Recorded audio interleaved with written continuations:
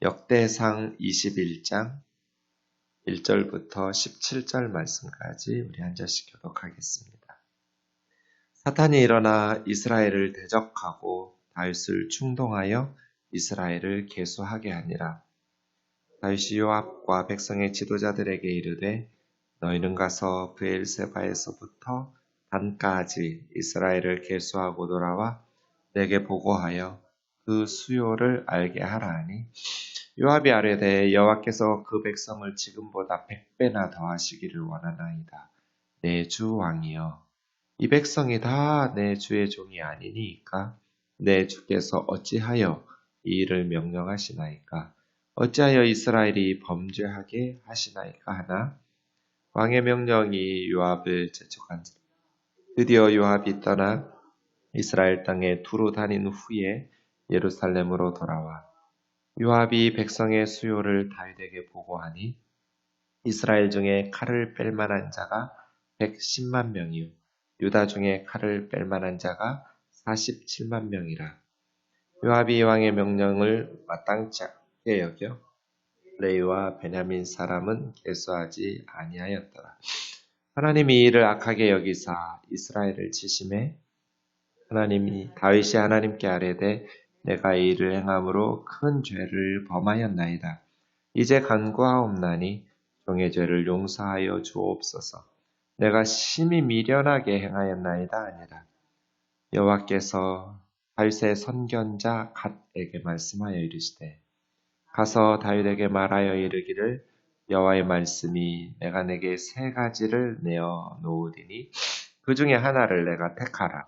내가 그것을 내게 행하리라 하셨다 하라 하신지라. 다시 다윗에게 나아가 그에게 말하되 여호와의 말씀이 너는 마음대로 택하라.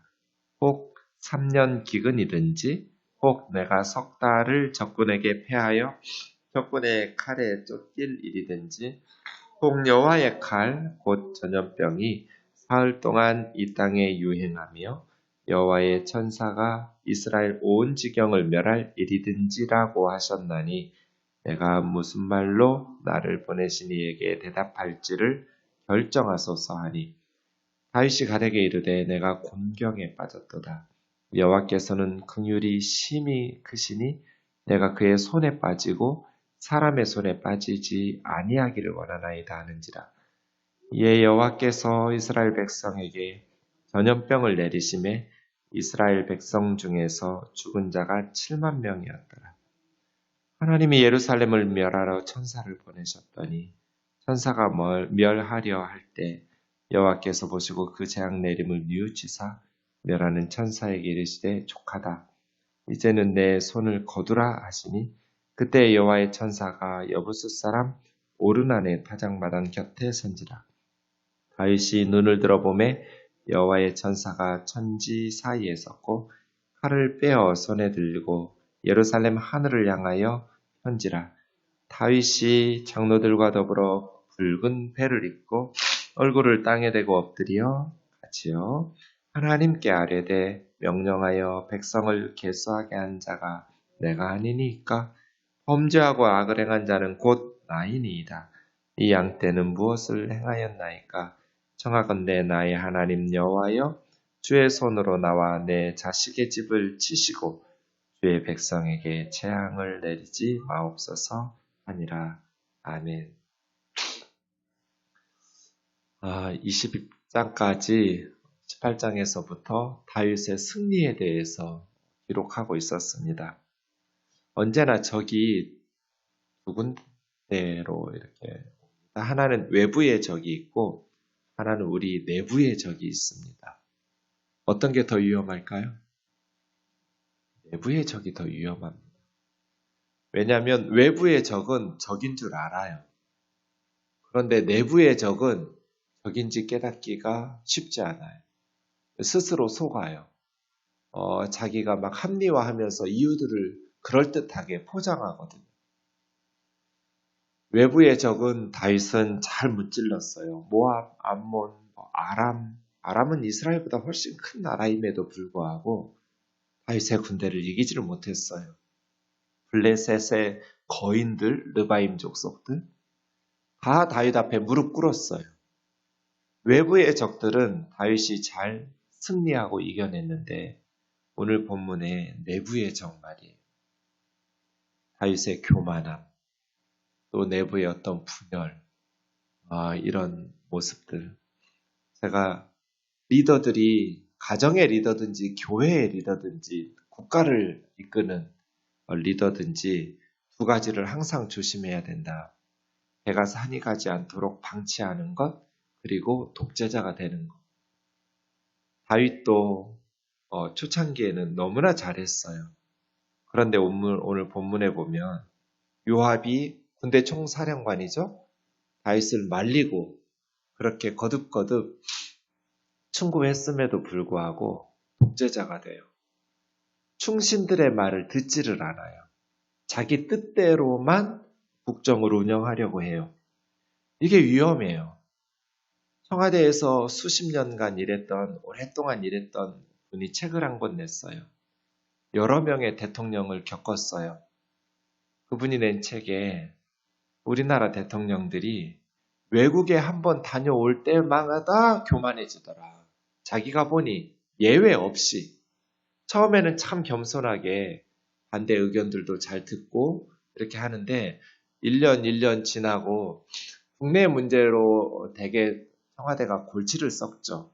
그러나 외국에 가면 정말 대통령이 얼마나 높은 사람인지 그 극진한 대접을 받고 오고 나면 그렇게 점점 다른 사람들의 말은 들으려고 하지 않더라. 대통령의 허물은 나라의 고통으로 비극으로 찾아오죠. 다윗도 마찬가지예요. 이게 이제 사무엘하 24장에 나오는데 사무엘하 24장 1절은 여호와께서가 주어거든요. 여호와께서 다윗을 치시려고 다윗을 격동하사 가서 이스라엘과 유다 인구 조사하라 하신지라. 하나님께서 마치 인구 조사하신 것처럼 주어가 여호와인데 하나님께서 인구 조사하라 하시고 다윗이 인구 조사했는데 하나님께서 재앙을 내리시는 게 좀 안 맞잖아요. 그리고 하나님께서 다윗에게 죄를 짓도록 이렇게 충동질 하신다라는 것도 좀 받아들이기 힘들잖아요. 그래서 주어를 사탄으로 바꿨어요. 사탄이 일어나 이스라엘을 대적하고 다윗을 충동하다, 이 슈트라는 말은 찌르다 이거거든요. 옆에서 콕콕 찌른 걸 자극 주는 거죠. 네. 충동질하다, 꿰다. 사탄이죠. 그래서 사탄이라는 단어는 공격하다, 대적하다 그런 뜻이거든요. 하나님을 대적하여 하나님의 백성들을 공격하는 자, 사탄. 여러분 우리가 항상 이것을 기억하셔야 돼요.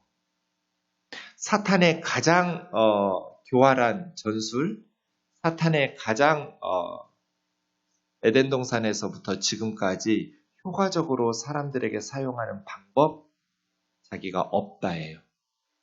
현대인들에게 사탄 이야기하면 비웃어요. 아이 목사님은 그럼 비과학적인 사탄이니 뭐 지옥이니 이런 걸 아직도 믿으세요? 그건 고대에 과학과 지식이 발전하지 못하던 무제한 시대에 그렇지 않아요, 여러분. 사탄이 마치 자기가 없는 것처럼 하지만 요한계시록에서 뭐라고 해요? 정확하게 요한계시록이 밝혔어요. 사탄은 자기의 권세와 능력을 첫째 짐승에게 줘요. 이 첫째 짐승이 우상이에요. 북한으로 비유하자면 김일성이에요. 백두혈통이라고 하는. 저는 북한을 유사 종교 집단으로 봐요. 김일성의 어록이 성경이거든요. 북한에서는. 이게 첫째 짐승이에요. 김일성이. 그럼 사탄이 뒤에 배후에 있어요. 김일성에게, 우상에게 사람들의 숭배를 받도록. 황제 숭배도 마찬가지죠. 로마 황제가 첫째 우상이에요. 첫째 짐승. 근데 첫째 짐승이 모양 빠지게 백성들에게 나 섬겨라 하면서 안 섬기면 죽이고 이렇게 충동질하지 않아요. 둘째 짐승이 있어요. 제사장들. 북한으로 하면 김일성을 백성들에게 숭배하도록 하는 측근들, 당원들. 그게 둘째 짐승이에요. 그 둘째 짐승들이 백성들을 위협하기도 하고 박해하기도 하고 또 설득하기도 하고 회유하기도 하죠. 그래서 첫째 짐승을 섬기게 해요. 사람들은 다 첫째 짐승을 섬기지 사탄을 숭배한다고 생각하지 않아요. 부처님을 섬기죠. 이게 첫째 짐승이에요. 그리고 둘째 짐승들, 스님들이 둘째 짐승들이에요. 백성들을 설득하고 그래서 첫째 짐승을 섬기게 만드는. 그러나 요한계시록에서 우리에게 보여준 것은 그 배후에 사탄이 있어요. 우상숭배의 배후에. 사람들은 그걸 잘 모르죠. 자기들은 사탄을 숭배하는 게 아니니까. 사탄이 일어나서 하나님을 대적하고 사람들을 공격하는 어둠의 세력이거든요. 근데 마치 지금도 사탄이 없다고 현대인들을 설득하고 사탄이 어딨어? 그렇지 않아요. 그 어둠의 세력이 있다라는 것을 우리가 항상 기억해야 돼요. 그래서 깨어 있으셔야 돼요. 사탄은 우리를 막 강압적으로 끌고 가고 그렇지는 않죠. 여기 충동하여 수트예요. 찔러요. 쿡쿡 찔러서 유혹하고 그래서 물리치면 돼요. 그런데 왜 사무엘하 24장에서는 여호와께서 다윗을 충동했다고 했을까? 사탄이 충동하죠. 하나님은 우리에게 죄짓도록 유혹하는 분이 아니에요. 사탄이 그런 짓을 해요. 그러나 사탄은 하나님의 뜻을 거스르면서 자기 마음대로 사람들을 공격할 수 없어요. 유혹할 수 없어요. 하나님의 허용 범위 안에서만 가능해요. 욥기를 보세요.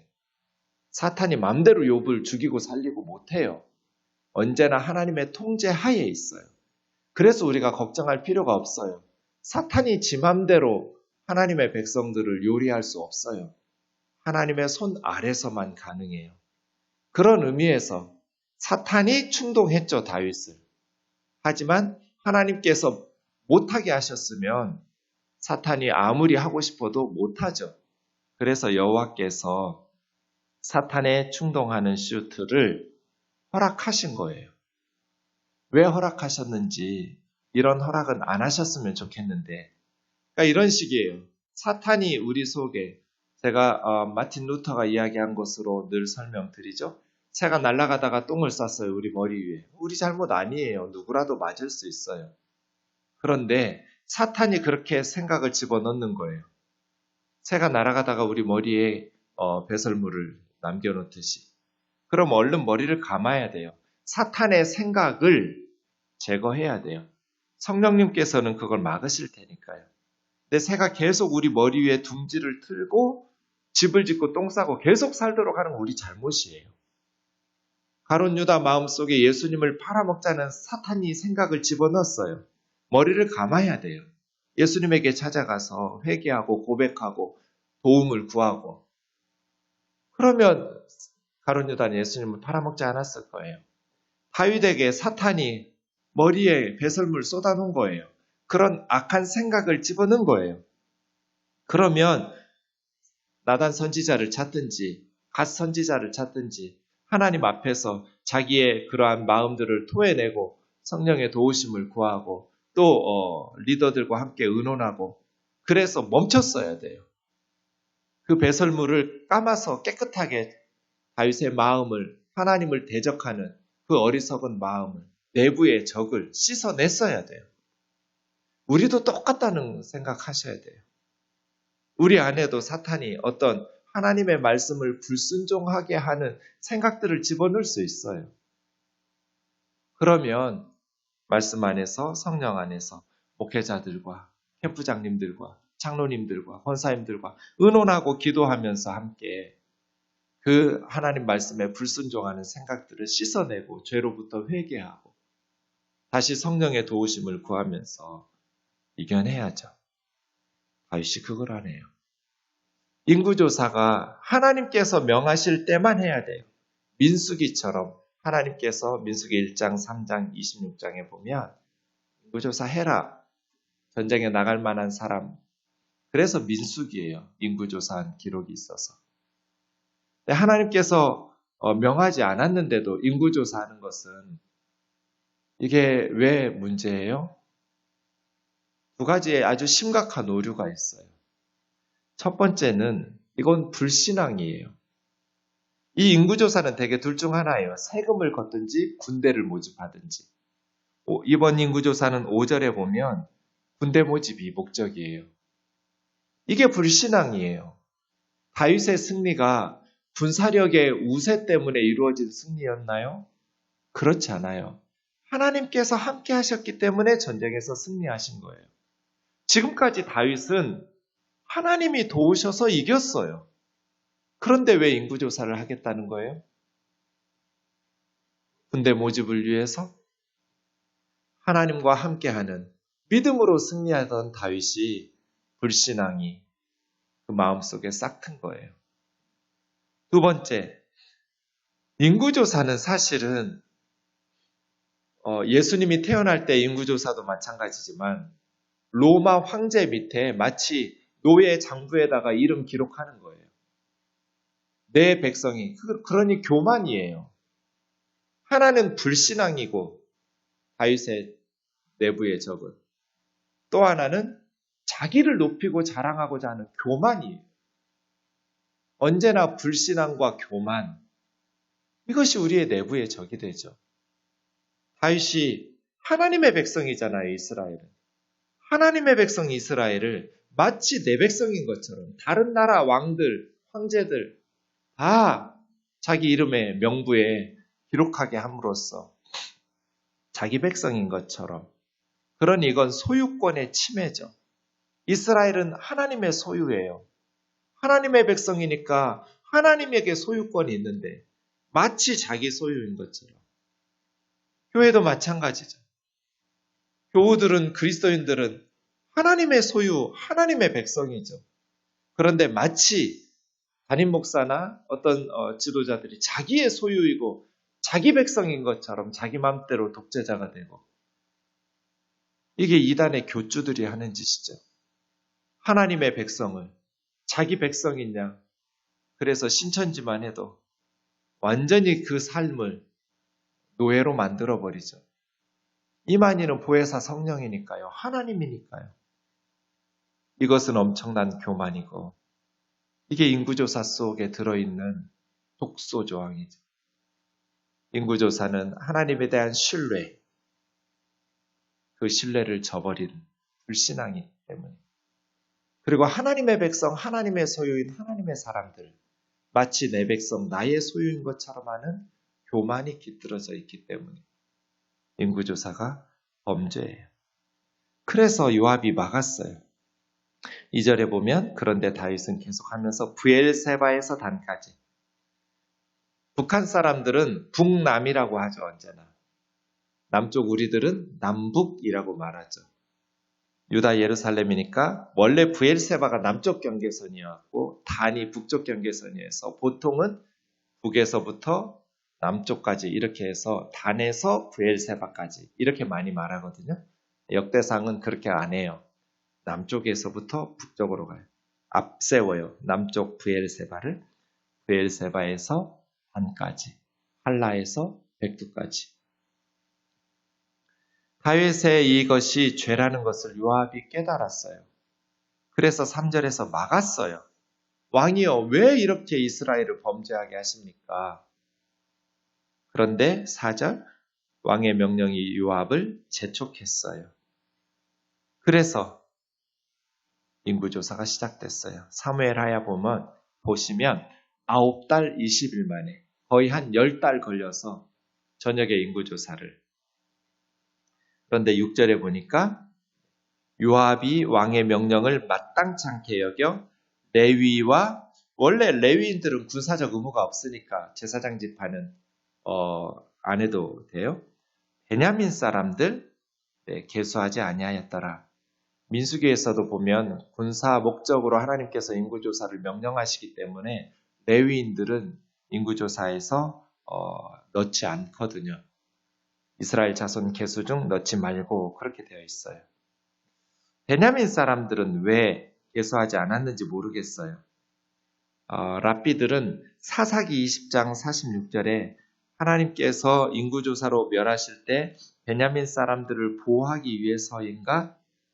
사사기에 의하면 베냐민 사람들이 이스라엘을 거역하고 하면서 2만 5천 명의 용사를 다 제거하고 베냐민 지파는 군대에 나갈 만한 이게 군사적 목적의 인구조사이기 때문에 그렇게 랍비들은 사사기에서 유래를 찾긴 하는데 왠지 모르겠어요.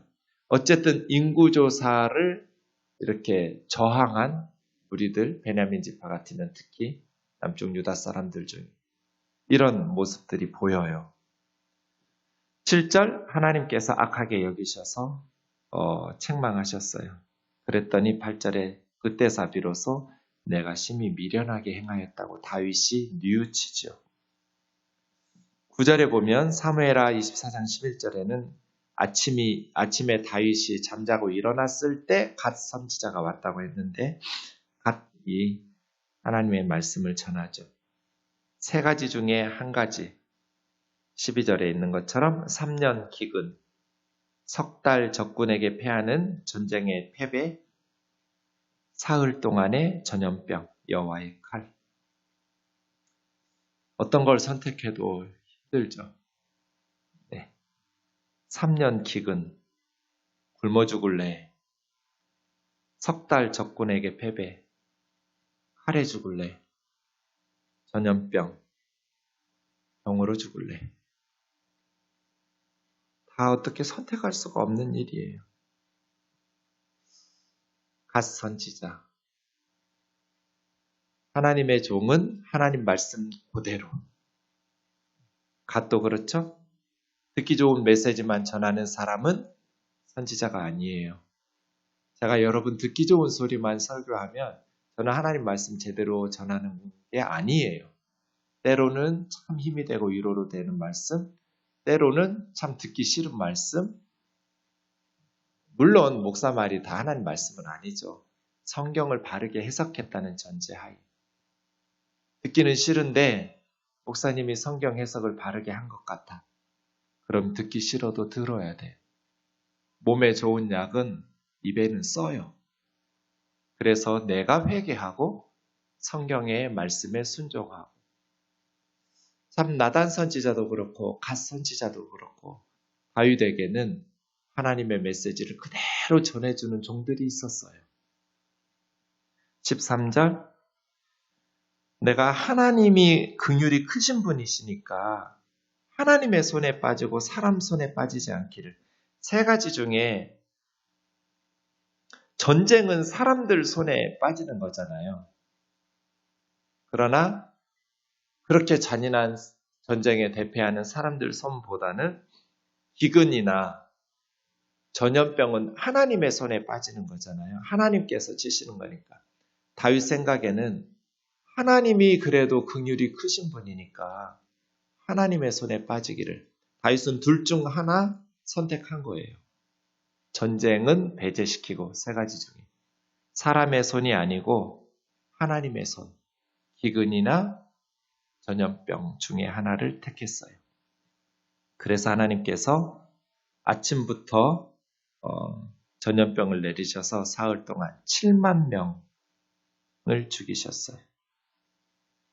천사를 보내시고 재앙을 내리신 것을 하나님이 뉘우쳤다고 했는데 뭐 잘못해서 뉘우친 게 아니라 불쌍히 여기신 거예요. 사람들이 죽어가는 가족들 조카다 해서 손을 거두셨어요. 오르난의 타작마당이었는데요. 여기가 바로 성전 건축하는 장소가 돼요. 모리아 산에 있는 붉은 배를 장로들과 더불어 입고 16절에 보니까 하나님 앞에서 회개하죠. 17절 백성 계수하라 한 건 제가 아닙니까? 이 백성이 무슨 죄가 있습니까? 저를 치시고 악을 행한 자가 저인데 양떼들을 용서해달라고. 나와 우리 집을 치라고. 내가 잘못했으니 주의 백성들에게는 재앙을 내리지 말아달라고.